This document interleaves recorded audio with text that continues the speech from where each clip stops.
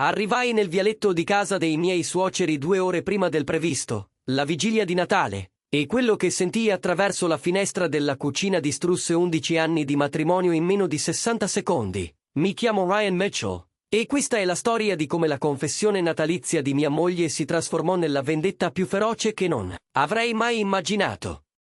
La neve cadeva fitta quella sera di dicembre, rallentando il viaggio dal mio ufficio alla casa della famiglia Henderson più del solito. Avevo finito i miei rapporti trimestrali in anticipo, qualcosa che il mio capo non si aspettava quando mi aveva concesso la proroga. 3 ore di libertà prima della festa annuale di Natale dei Henderson. 3 ore che decisi di passare sorprendendo mia moglie Emma invece di restare bloccato nel traffico festivo. La casa dei Henderson sembrava uscita da un film di Natale. Luci bianche avvolgevano ogni colonna, ghirlande ad ogni finestra, e quel gigantesco abete Douglas visibile dalla finestra a bovindo che la madre di Emma, Patricia, insisteva a decorare il giorno dopo il ringraziamento ogni singolo anno. Dalla strada, mentre parcheggiavo, sentivo musica e risate provenire dall'interno, lasciando libero il vialetto per gli altri ospiti che sarebbero arrivati presto. Presi la bottiglia di vino che avevo comprato, roba costosa che Patricia avrebbe finto di apprezzare mentre in realtà avrebbe preferito quella economica, e mi avviai verso la porta d'ingresso. Fu allora che udii la voce di Emma provenire dalla finestra aperta della cucina, chiara e forte sopra la musica natalizia. Sono incinta da 3 settimane del bambino del mio capo. Derek sta per diventare padre e non lo sa ancora.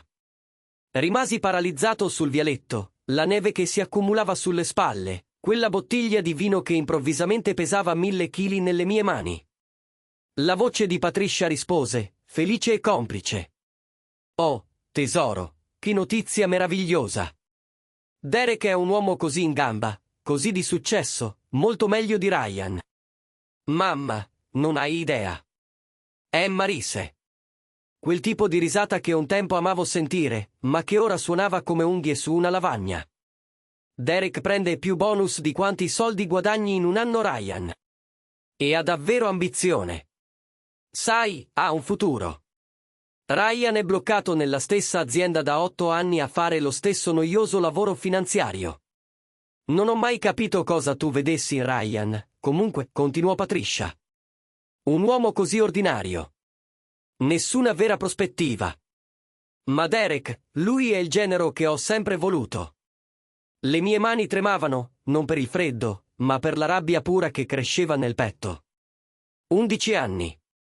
Eravamo sposati da 11 anni, insieme da 13. E lei stava lì, nella cucina di sua madre, la vigilia di Natale, a parlare del suo tradimento e della gravidanza come se stesse commentando il tempo. Quando lo dirai a Ryan? Chiese Patricia. Dopo le feste, rispose Emma. Chiederò il divorzio a gennaio. Derek e io abbiamo già tutto pianificato. Prenderò la casa. Ovviamente Ryan non si opporrà. Non si oppone mai a niente. Mi allontanai lentamente da quella finestra, silenzioso, come se stessi fuggendo da una scena del crimine, che in un certo senso era.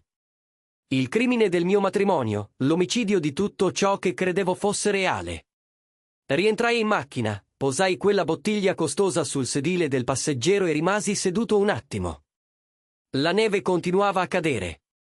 Le luci di Natale continuavano a brillare.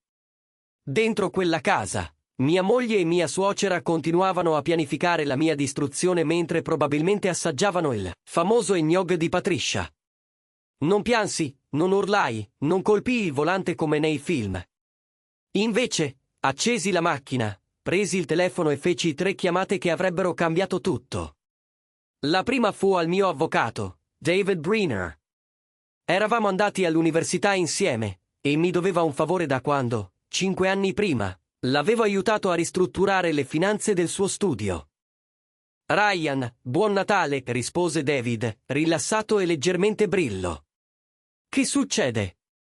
Devi depositare subito i documenti per il divorzio, dissi, con voce sorprendentemente ferma.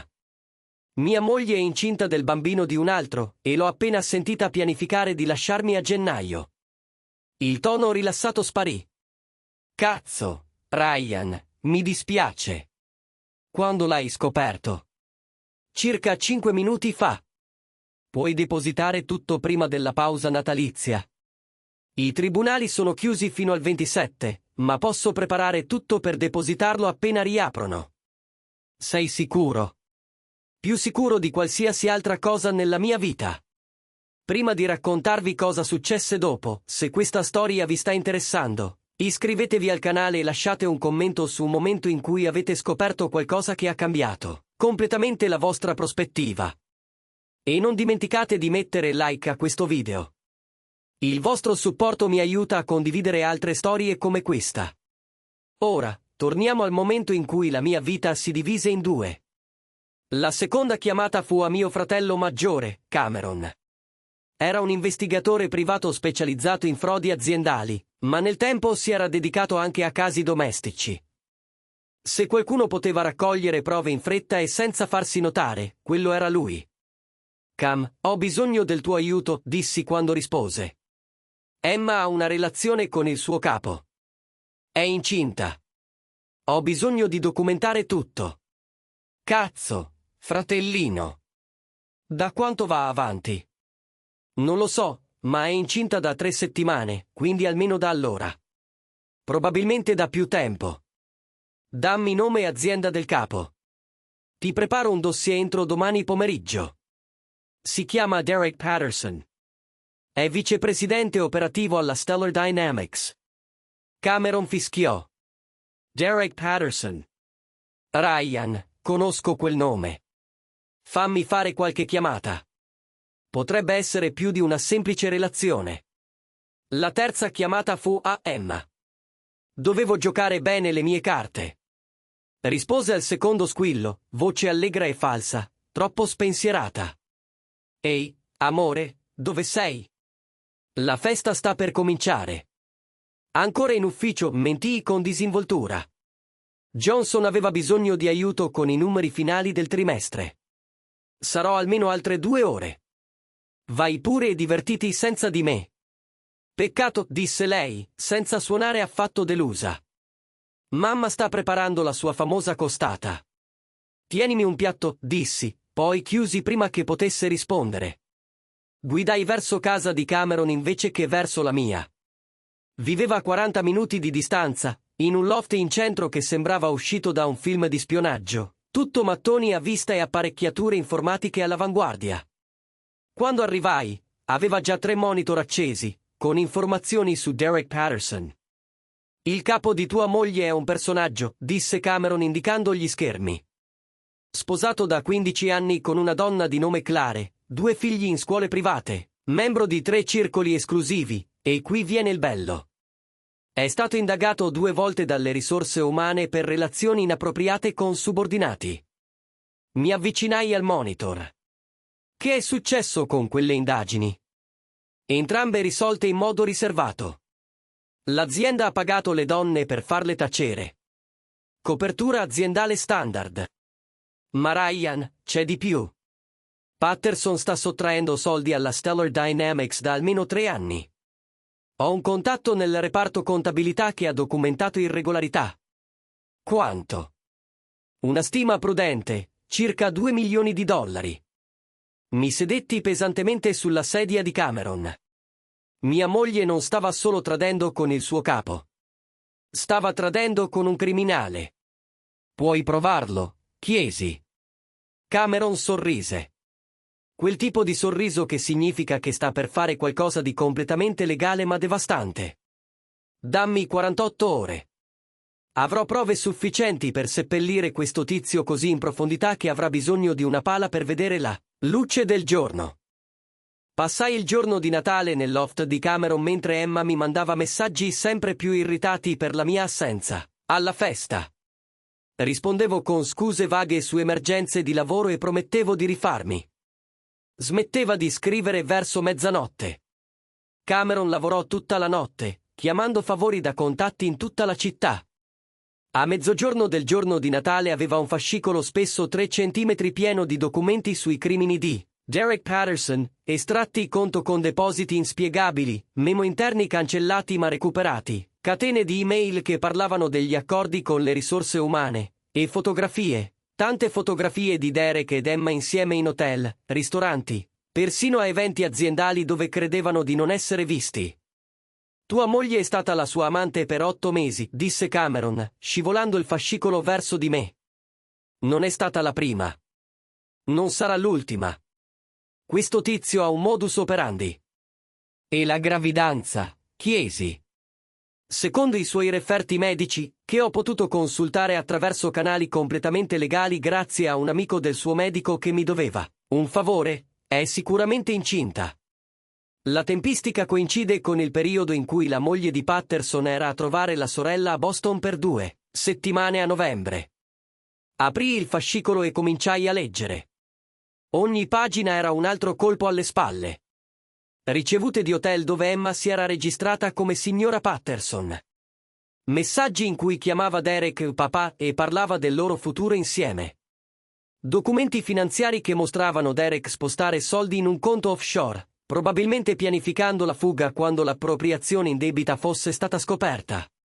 Qual è il piano? Chiese Cameron. Alzai lo sguardo verso mio fratello. Li distruggiamo entrambi, completamente, legalmente, ma senza pietà. Cameron sorrise. Ecco il mio fratellino. Allora, come procediamo? Nelle 2 ore successive tracciammo esattamente come sarebbe andata. Passo dopo passo, pezzo dopo pezzo, costruimmo una strategia per smascherare Emma ed Derek proteggendomi da qualsiasi contraccolpo. Il primo passo era contattare la moglie di Derek, Clare. Cameron aveva il suo recapito. Dopo qualche esitazione, decisi che dovevo dirglielo personalmente. Se lo meritava, doveva sapere cosa stava facendo suo marito. La chiamai quella sera. Quando rispose, sentii in sottofondo bambini ridere, probabilmente intenti a giocare con i regali di Natale. Signora Patterson, mi chiamo Ryan Mitchell. Sono sposato con una delle sue mogli, Emma Mitchell. Dobbiamo parlare di Derek. Le risate dei bambini si fermarono di colpo. Clare doveva essersi spostata in un'altra stanza perché improvvisamente tutto si fece silenzioso. Che succede con Derek? Chiese, con voce attentamente neutra. Ha avuto una relazione con mia moglie. Lei è incinta di suo figlio, e ci sono prove che ha sottratto soldi dall'azienda.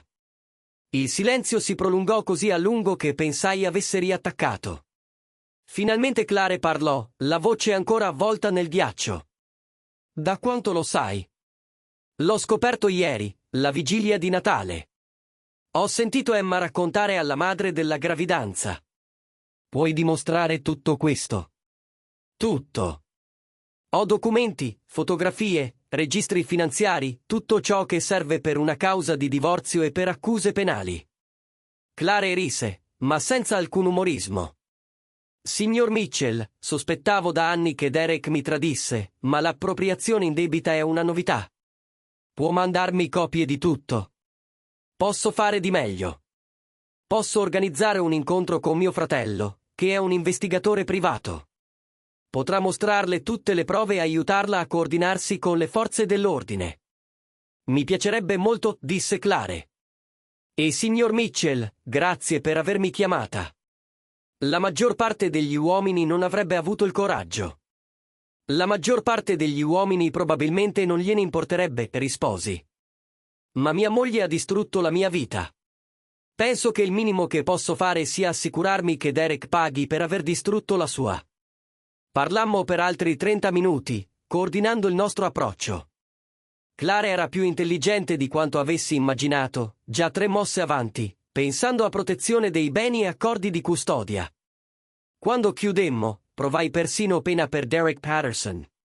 Stava per essere travolto da uno tsunami legale che non avrebbe mai visto arrivare. Il secondo passo fu depositare i documenti per il divorzio. David li aveva pronti la mattina del 27 dicembre, e li feci notificare a Emma sul lavoro, alla Stellar Dynamics, durante una riunione di reparto con Derek Patterson seduto proprio accanto a lei. Cameron aveva un contatto in azienda che ci descrisse la scena quella sera. L'ufficiale giudiziario entrò nella sala conferenze, chiamò Emma per nome e le consegnò la busta davanti a 15 colleghi e al suo capo amante. Emma divenne bianca come un lenzuolo, poi guardò Derek con puro terrore negli occhi. Derek cercò di mantenere la calma, suggerendo di prendersi una pausa così Emma avrebbe potuto gestire la questione privata, ma il danno era fatto. Tutti in quella stanza sapevano esattamente cosa significassero quei documenti, e il pettegolezzo in ufficio si diffuse più veloce di un incendio. Il terzo passo fu il più soddisfacente. Mentre Emma veniva notificata del divorzio, l'FBI notificava a Derek Patterson un mandato di arresto.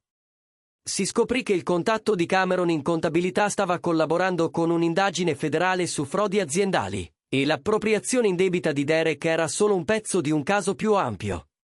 Lo arrestarono nel parcheggio mentre usciva dal lavoro. Emma guardava dalla finestra del terzo piano, ancora con i documenti del divorzio in mano, mentre gli agenti federali ammanettavano il suo amante e gli leggevano i diritti. Cameron mi inviò una foto scattata da qualcuno, Emma alla finestra, il volto premuto contro il vetro, il mascara che le colava sulle guance. Fu l'ultima volta che la vidi piangere. Il quarto passo coinvolse Patricia Henderson, mia ex suocera, che era stata così entusiasta della gravidanza di Emma e così sprezzante verso le mie prospettive. Avevo riservato una vendetta speciale proprio per lei. Patricia era un membro di spicco della sua chiesa, il tipo di donna che organizzava eventi di beneficenza e sedeva in vari consigli comunitari. La sua reputazione era tutto per lei. Così mi assicurai che il suo prete, il suo club del libro e ogni singolo membro di quei consigli ricevessero pacchi anonimi contenenti le trascrizioni di quella conversazione della vigilia di Natale che avevo registrato dalla finestra della cucina. Le trascrizioni includevano l'entusiasta approvazione di Patricia per la relazione della figlia, i suoi commenti derisori su di me e la sua totale mancanza di obiezioni morali all'adulterio e all'inganno. Nel giro di 48 ore, Patricia era stata invitata a dimettersi da 2 consigli, e il suo prete aveva fissato una seduta di consulenza pastorale che tutti sapevano essere il modo della Chiesa, per dire, sei nei guai seri. Emma mi chiamò esattamente una volta dopo essere stata notificata del divorzio. Lasciai che andasse alla segreteria. Ryan, per favore, dobbiamo parlare. È una follia. Stai distruggendo la mia vita per un malinteso. Richiamami, ti prego. Cancellai il messaggio senza rispondere. Provò a mandarmi messaggi. 5 mesi dopo quella vigilia di Natale, ero seduto in un bar del centro quando qualcuno mi toccò la spalla. Mi girai e trovai Claire Patterson. Signor Mitchell, disse, sorridendo sinceramente. Speravo di incontrarla prima o poi. Posso offrirle un caffè? Ci sedemmo a un tavolo d'angolo, e Claire mi raccontò della sua nuova vita. Aveva portato via tutto ad Derek nel divorzio, usando le accuse di appropriazione indebita come leva. Aveva la casa, le auto, la custodia completa e abbastanza beni per vivere comodamente e crescere i figli da sola. Volevo ringraziarla, disse Claire. Se non mi avesse chiamata quel giorno di Natale, probabilmente vivrei ancora in una menzogna. Derek ruberebbe ancora all'azienda e mi tradirebbe, e io sarei ancora la moglie stupida che non sapeva niente. Non sei mai stata stupida, dissi. Eri fiduciosa. C'è differenza. Forse, ma ora non mi fido più, sorrise. Ora sto attenta. Ora verifico tutto, e ora sono libera. Parlammo per un'altra ora, scambiandoci storie sui nostri divorzi e le conseguenze. Claire era divertente, intelligente e sorprendentemente onesta sui suoi errori e le lezioni imparate. Quando ci salutammo, mi diede il suo numero. Se vuoi prendere un caffè di nuovo, disse, solo come amici che hanno superato lo stesso disastro. Credo che avremmo molto di cui parlare. Presi il numero, ma non ero pronto. Non ancora. Forse un giorno. 6 mesi dopo Natale, Emma ebbe il bambino, un maschio. Lo annunciò sui social, con foto curate che facevano sembrare la maternità single romantica e potente.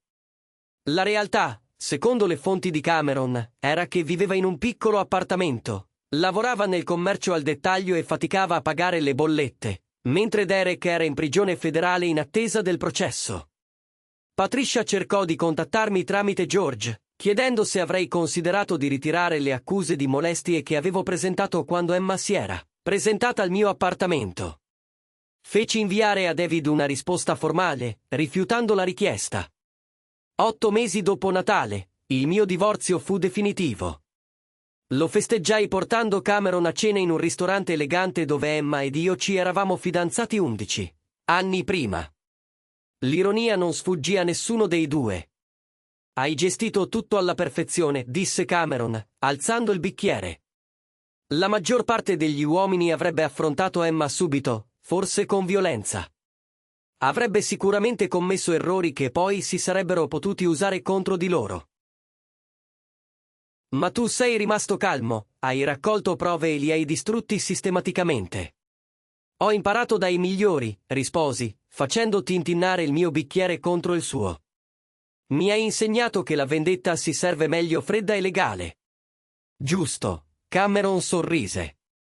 E adesso, cosa farai? Ci pensai su. Cosa c'era dopo? Avevo la casa, il lavoro, la libertà. Emma stava lottando. Derek era in prigione. Patricia aveva perso la sua posizione sociale. Tutti quelli che avevano partecipato a tradirmi avevano pagato un prezzo. Dopo, dissi infine, comincerò a vivere davvero, questa volta. Non per le aspettative di qualcun altro o per i sogni di qualcun altro, solo per me. 10 mesi dopo Natale, incontrai Emma al supermercato. Spingeva un passeggino con una mano e con l'altra cercava di gestire un cestino della spesa. Sembrava stanca, più vecchia dei suoi 33 anni, niente a che vedere con la donna sicura di sé che rideva delle mie mancanze nella cucina di sua madre. Mi vide prima che potessi voltarmi. Ryan Emma. Annuii educatamente, già dirigendomi verso la cassa. Aspetta, disse, per favore, possiamo parlare un attimo? Contro il mio giudizio, mi fermai. Cosa vuoi, Emma? Volevo dirle, mi dispiace per tutto, per la relazione, per le bugie, per quello che ho detto di te. Mi sbagliavo su tutto. La guardai davvero, e non provai assolutamente nulla. Nessuna rabbia, nessun dolore, neanche soddisfazione nel vedere quanto fosse caduta in basso. Va bene, dissi semplicemente. Va bene, e basta. Cos'altro vuoi che dica, Emma? Hai fatto le tue scelte. Stai vivendo con le conseguenze. Io vivo con le mie. È finita. Ma non vuoi sapere del bambino? Non vuoi vederlo? No, risposi con fermezza. Non è mio figlio. È figlio di Derek Patterson. E questo è un tuo problema, non mio. Mi allontanai senza voltarmi indietro. Dietro di me sentii Emma iniziare a piangere, ma continuai a camminare. Quel capitolo della mia vita era chiuso. Era tempo di iniziarne uno nuovo. Un anno dopo Natale, ricevetti una chiamata da Claire Patterson. Eravamo rimasti in contatto, incontrandoci per un caffè una volta al mese per parlare della vita dopo il disastro. Era diventata un'amica vera, qualcuno che capiva cosa avevo passato perché lo aveva vissuto anche lei. Ryan, ho una notizia, disse quando risposi. Il processo di Derek è finito ieri. Ha preso 18 anni di prigione federale. Bene, risposi. Se li meritava di più, ma 18 è meglio di niente. C'è dell'altro, continuò Claire. Il giudice gli ha ordinato di pagare un risarcimento all'azienda e a tutte le donne che ha molestato negli anni. È rovinato finanziariamente. Quando uscirà di prigione, non avrà nulla. Come ti fa sentire? Sollevato, disse onestamente. Io e i miei figli possiamo finalmente andare avanti senza preoccuparci che lui interferisca nelle nostre vite. Non può più farci del male. Allora sono felice per te, Claire. Meriti la pace. Anche tu, disse, per questo ti chiamo. La mia azienda organizza un gala di beneficenza il mese prossimo. So che questi eventi non sono proprio il tuo genere, ma mi chiedevo se considerassi di essere il mio accompagnatore, solo come amici. prometto che non sarà imbarazzante. Risi. Sai una cosa? Mi piacerebbe. Mandami i dettagli. Il gala fu elegante e sorprendentemente piacevole. Clare aveva ragione. Quegli eventi di solito non facevano per me, ma con lei come compagnia la serata volò. Ballammo, ridemmo, e per la prima volta in un anno sentii che forse potevo fidarmi di nuovo di qualcuno. Mentre stavamo sul balcone a guardare le luci della città, Clare si voltò verso di me e disse: «Grazie per avermi chiamata quel giorno di Natale. Mi hai salvato la vita, Ryan, davvero». Risposi: «Tu mi hai mostrato che non tutti sono come Emma e Derek. Alcune persone meritano fiducia». «Sei pronto?» chiese. «A fidarti di nuovo, intendo». Ci pensai su. Ero pronto. Potevo rischiare di aprire il cuore dopo che Emma l'aveva spezzato così completamente? Non lo so, ammettei. Ma forse con la persona giusta, qualcuno che ha attraversato il fuoco e ne è uscito. Più forte invece che amareggiato. Clare sorrise. Qualcuno come me. Qualcuno proprio come te. Rimanemmo lì un momento e capii che quella vigilia di Natale, quando avevo sentito la confessione di Emma, la mia vita non era finita. Era stata solo indirizzata verso qualcosa di meglio, qualcosa di reale, qualcosa che valeva la pena costruire. 2 anni dopo Natale, Clare ed io ci sposammo in una cerimonia piccola, con solo amici e familiari stretti. Cameron fu il mio testimone. I figli di Clare furono Damigella e Paggetto. Fu semplice, sincero e assolutamente perfetto. Emma mi mandò un messaggio su Facebook chiedendo di incontrarci e parlare. Lo cancellai senza rispondere. Patricia inviò una cartolina di congratulazioni, probabilmente sperando di ricucire il rapporto con il suo ex genero. La gettai via senza aprirla. Derek Patterson era ancora in prigione e ci sarebbe rimasto per altri 16 anni. E io? Ero finalmente felice davvero. Non la felicità finta con cui mi ero convinto di stare con Emma, ma una contentezza reale, costruita sulla fiducia, sull'onestà e su una compagna che aveva dimostrato di poter affrontare qualsiasi tempesta. La miglior vendetta, a quanto pare, non è distruggere chi ti ha ferito. È costruire qualcosa di così bello con qualcuno di così giusto che il passato diventa irrilevante. Emma, Patricia e Derek avevano tutti pagato il loro prezzo. Avevano affrontato le loro conseguenze. Ma io ero passato a qualcosa di meglio. E quello, più di ogni altra cosa, era la mia vittoria. Se questa storia ti è stata utile, clicca mi piace e lascia un commento qui sotto con i tuoi pensieri su tradimento e rinascita. Non dimenticare di iscriverti al canale per altre storie vere di persone comuni che superano sfide straordinarie, perché tutti abbiamo un momento in cui la vita si divide in due. La domanda è: cosa costruisci con i pezzi?